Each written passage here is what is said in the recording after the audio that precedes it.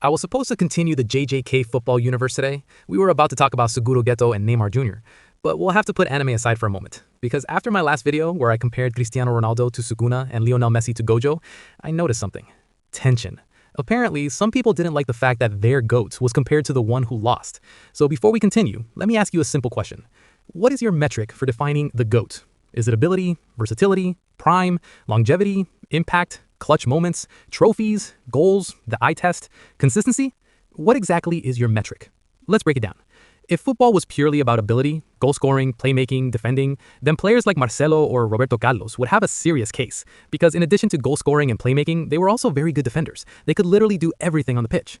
If it's versatility, then we're talking about players like James Milner or Federico Valverde, players who can play almost anywhere and still perform.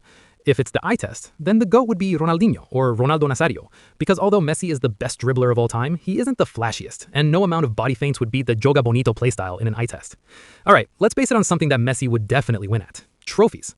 This would have crowned Messi as the ultimate GOAT, except for the fact that Messi has the highest quantity, but not the highest quality. Pelé, the only player with 3 World Cups, wins this one comfortably. So even that isn't so straightforward.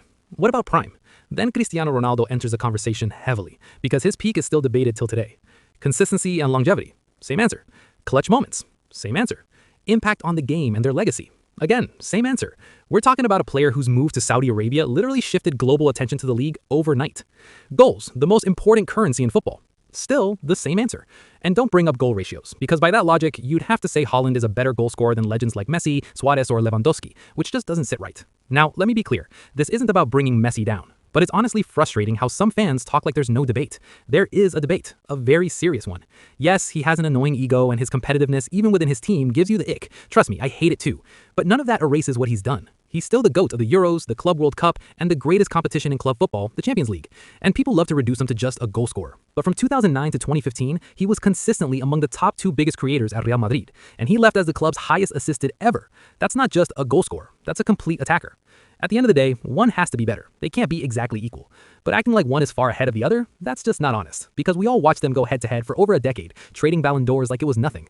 So yeah, they are very close. Messi is technical, Ronaldo is clinical. Different styles, same level of greatness. Anyway, enough about your GOAT debates. Let's talk about mine. Neymar Jr., the prince who never became king, the one who stepped out of his best friend's shadow to chase greatness, only to meet a bittersweet ending. Follow Anime Explanation and turn on notifications, because next, we finally break down Neymar and Suguro Geto.